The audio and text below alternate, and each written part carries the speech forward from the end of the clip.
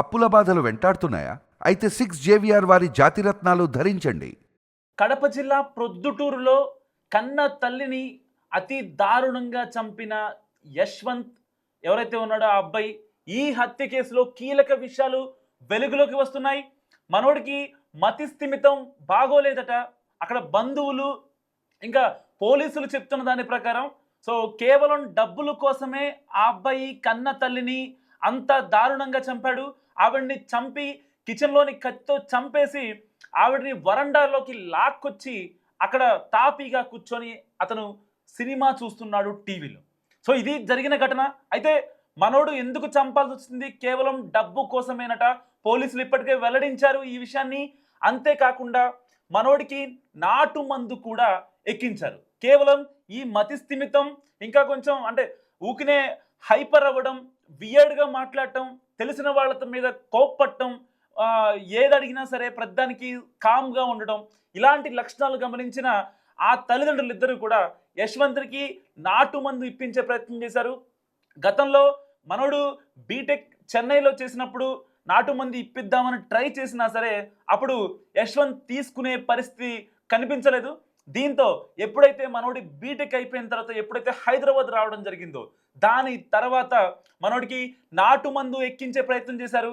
అప్పుడు హైదరాబాద్ వచ్చి వాళ్ళిద్దరు తల్లిదండ్రులు కూడా మనోడిని ప్రొద్దుటూరు తీసుకువెళ్ళి అతి బలవంతంగా నీ జబ్బు తగ్గాలంటే ఈ నాటు మందు తినాల్సిందేనని వాళ్ళ అమ్మ నాన్న చెప్పడంతో మనోడు ఫైనల్గా యాక్సెప్ట్ చేశాడు. ఆ నాటు మందు దాదాపుగా 1 నెల పాటు ఆ మందు తిన్న తర్వాత ఇక నేను బాగానే ఉన్నాను, నాకు మతి స్థిమితం బాగానే ఉంది అని చెప్పిన తర్వాత మనోడు మళ్ళీ హైదరాబాద్ వచ్చాడు.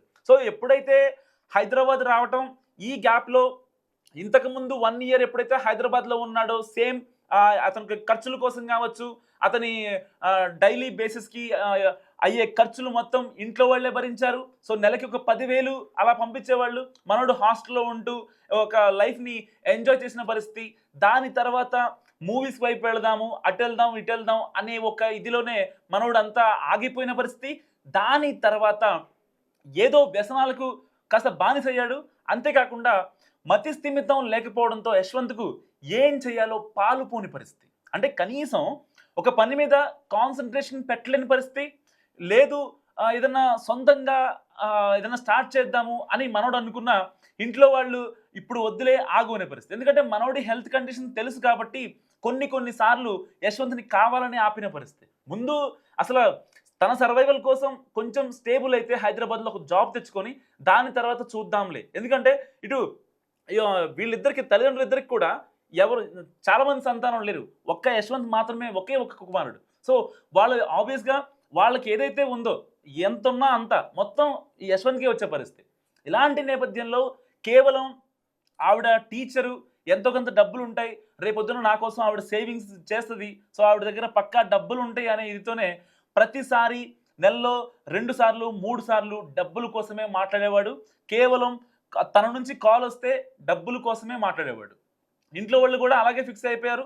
ఒకవేళ యశ్వంత్ దగ్గర నుంచి ఏదన్నా ఫోన్ కానీ మెసేజ్ కానీ ఏదన్నా వస్తే అది కేవలం తన అవసరాల కోసం అవసరమయ్యే డబ్బు గురించి మాత్రమే తప్ప ఎలా ఉన్నారు ఏంటి అని కనీసం అడగలేని పరిస్థితిలో నిజంగా యశ్వంత్ ఉన్నాడు. సరేలే వీళ్ళు మతి స్థిమితం బాగాలేదు కదా అనే ఒక ఇదిలో ఉన్నప్పటికీ ఇలాంటి దారుణానికి పాల్పడతాడని మాత్రం ఆ కుటుంబ సభ్యులు నిజంగా ఎక్స్పెక్ట్ చేయలేదు.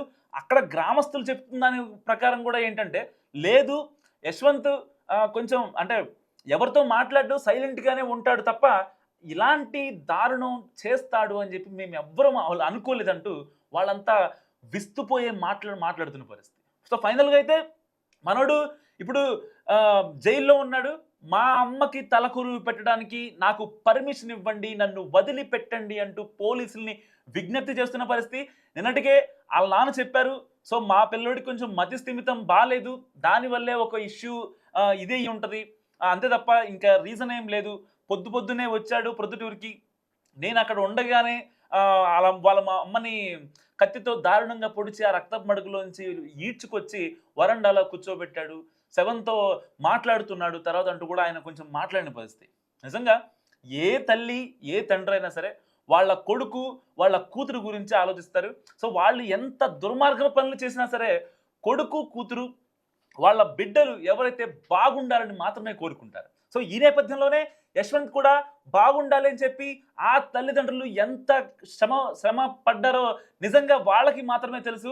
ఆవిడ ఒక టీచర్‌గా కేవలం ఒక 15,000 సాలరీతో ఆవిడ ఇల్లు నెట్టుకొస్తున్న పరిస్థితి. ఇటు ఆయన వాళ్ళ యశ్వంత్ వాళ్ళ డ్యాడీ ఎవరైతే ఉన్నారో ఆయన అక్కడ ఇక్కడ పనులు చేస్తూ యశ్వంత్‌ని ఏదో విధంగా ఒక ఉన్నత స్థాయిలో నిలబెట్టాలి అనే ఆశయం తప్ప నిజంగా వాళ్ళకేమీ లేవు.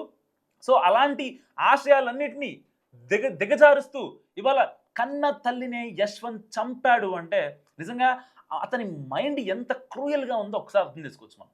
నిజంగా ఏ తల్లికైనా తన కొడుకు మంచిగా ఉండాలి, మంచి మంచి స్థాయిలో ఉండాలి, ఒక మంచి ఫ్యామిలీ ఉండాలి, వాడికంటూ ఒక ఇల్లు ఉండాలి, కారు ఉండాలి, ఇలాంటి ఒక భావజాలమే ఉంటది ఏ తల్లికైనా సరే.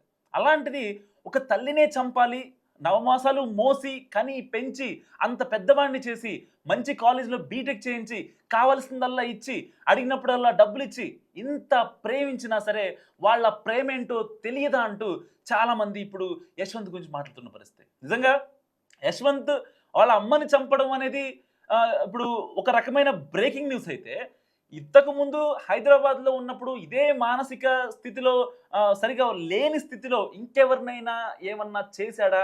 ఇంకా ఎలాంటి పనులు చేశాడు? అంటే ఒక 10,000 కోసం రూ. 10,000 ఫోన్ చేస్తే డబ్బులు ఇవ్వలేదనే కోపంతో హైదరాబాద్ నుంచి ప్రొద్దుటూరు వెళ్ళి ఆళ్ళమ్మని చంపిన యశ్వంత్ మరి హైదరాబాద్‌లో ఇన్నాళ్లుగా ఏం చేశాడు? చెన్నైలో బీటెక్ చేసినప్పుడు యశ్వంత్ ఏం చేశాడు? అతని ఫ్రెండ్ సర్కిల్ ఎలా ఉండేది? అతని క్లోజ్ క్వార్టర్‌లో ఎవరున్నారు? అతని హాస్టల్ మేట్స్ ఎవరు? ఏంటి? అతని కాంటాక్ట్స్ కావచ్చు, అతని కాల్ డేటా కావచ్చు, ఇంకా వాట్సాప్ చాట్స్ కావచ్చు, ఇవన్నీ చాలా నిశితంగా పోలీసులు పరిశీలిస్తున్నారు. ఎందుకంటే దీని వెనక ఇంకెవరన్నా ఉన్నారా? లేదు మనోడికే డబ్బులకి ఆ వ్యసనాల కొన్ని అలవాట్లకు బానిసై ఇలా చేశాడా? లేతే డ్రగ్స్ తీసుకుంటున్నాడా? అనే చాలా డౌట్స్ కూడా ఇప్పుడు వాళ్ళ తండ్రిలో వస్తున్న పరిస్థితి. ఏదేమైనప్పటికీ కూడా ఇప్పుడు ఆవిడ అంత్యక్రియలు జరుగుతున్నాయి ప్రొద్దుటూరులో. ఇలాంటి నేపథ్యంలో ఒక కొడుకు తల్లికి అంటే తానే చంపిన కొడుకు తల్లికి తలకొరివి పెట్టాలి అని పోలీసుల్ని రిక్వెస్ట్ చేయడం, దానికి ఈ హంతకుడికి ఆ హంతకుడి వాళ్ళ తండ్రి కూడా వచ్చి మా వాడిని వదిలిపెట్టండి కాసేపు అంత్యక్రియలు జరుగుతున్నాయి, తలకొరివి పెట్టి వస్తాడు అని చెప్పడానికి పోలీసులకి ఎంత బాధపడుతున్నాడో ఆ తండ్రి మనం అర్థం చేసుకోవచ్చు. హంతకుడైన కొడుకుని కాసేపు రిలీజ్ చేయండి, మా వాడిని విడుదల చేయండి అని చెప్పి ఒక తండ్రి పడే బాధ, ఆవేదన నిజంగా అంత ఇంత కాదు. తన భార్యని పోగొట్టుకున్నా సరే హంతకుడైన కొడుకు కోసం ఆయన పోలీసు మెట్లెక్కి ఇప్పటిదాకా పోలీస్ స్టేషన్‌కి వెళ్ళని వ్యక్తి ఒక పోలీస్ స్టేషన్‌కి వెళ్ళి నా హంతకుడైన కొడుకుని వదిలిపెట్టండి అని చెప్పి ఎంత బాధపడ్డాడో నిజంగా ఎవరు వర్ణించలేనిది. ఆయన క్షోభ నిజంగా ఏ తండ్రికి కూడా రాని పరిస్థితి. ఎందుకంటే కేవలం మతి స్థిమితం అని చెప్తున్నా, లేకపోతే కొడుకు ఎంత కసాయివాడైనా వాడిని సేవ్ చేద్దాం అనే ఒక ధోరణి మాత్రం నిజంగా ఆ తండ్రిలో కనిపిస్తుంది. కొడుకు కోసం ఇంతవరకైనా వెళతారా అనే ఒక తల్లిదండ్రుల ప్రేమ కనిపిస్తుంది. బాహ్య ప్రపంచానికి కనిపించేది అక్కడ జరిగిన మర్డర్, కానీ దాని వెనుక ఉన్న ఎమోషన్స్ నిజంగా ఎవరు పసిగట్టలేకపోతున్నారు. అంటే కొడుకు అంత కసాయి పని చేసినా, కనిపెంచిన అమ్మని చంపేసినా, కట్టుకున్న భార్యని చంపేసినా సరే ఒక తండ్రి ఇలా రియాక్ట్ అవుతాడా? ఆ కొడుకు కోసం ఇంత ఆరాట పడతాడా? వాళ్ళిద్దరి మధ్య ఉన్న బాండింగ్స్ కావచ్చు, ఆ ఎమోషన్స్ కావచ్చు, ఎంత అంటే బియాండ్ ద బాక్స్ ఉంటేనే తప్ప అంతవరకు వచ్చి కోర్టులో వచ్చి మాట్లాడి లేకపోతే పోలీసులను కన్విన్స్ చేసి చేయలేని పరిస్థితి. ఎంత కాదన్నా కొడుకే కదా కూడా అని కూడా ఆయన అంటున్న పరిస్థితి. నిజంగా అంటే ఇలాంటి సినారియోస్‌లో చాలామంది కొడుకులు కావచ్చు, కూతుళ్ళు కావచ్చు, మీ పిల్లలు ఎక్కడో ఉంటున్నారు, వాళ్ళకి కావాల్సినవి చూసేసాము, లేదంటే మా పిల్లలు స్కూల్‌కే వెళ్తున్నారు, కాలేజీలకే వెళ్తున్నారు అని అనుకోవడం చాలా అంటే చాలా తప్పు. ఎందుకంటే ఏ క్షణం ఎలాంటి విధంగా దారితీస్తుందో మనం అసలు ఎక్స్‌పెక్ట్ చేయలేము కూడా. సో మీ పిల్లలు గానీ, లేకపోతే ఈడికొచ్చిన వాళ్ళైనా, చదువుకుంటున్న వాళ్ళైనా ఎవరైనా సరే ఒక కంట కనిపెట్టి ఉంచండి. వాళ్ళ మతి స్థిమితం కరెక్ట్‌గా ఉందా లేదా? ఎందుకంటే బయట పిల్లలను చూసి ఇన్‌ఫ్లూయెన్స్ అయ్యే రోజులివి. సో వాళ్ళకి అవున్నాయి, వీళ్ళకి ఇవున్నాయి, మనకెందుకు లేవు? లేదంటే మనం కూడా అలాంటి లైఫ్ బతకాలి అని చాలా మందిలో అంటే ఒక ఊహలాగా వస్తూ ఉంటుంది. కానీ అలాంటి టైంలో ఫ్యామిలీ పరిస్థితులు, ఫ్యామిలీ మనమేంటి, మనం ఎక్కడి నుంచి వచ్చాం, మన గోల్ ఏంటి అన్నదే పిల్లలు ఎవరైనా సరే ఆలోచించాలి తప్ప ఇలాంటి పోసుకోగళ్ళ ముచ్చట్లు ఇలాంటి వాటికి పోయి సో ఇంట్లో వాళ్ళ మీదే దాడి చేసే పరిస్థితి మాత్రం రాకూడదని నేను మనస్ఫూర్తిగా కోరుకుంటున్నా. యశ్వంత్ గురించి మీరేమనుకుంటున్నారో మస్తుగా కామెంట్ చేయండి. చూస్తూనే ఉండండి మనం టీవీ.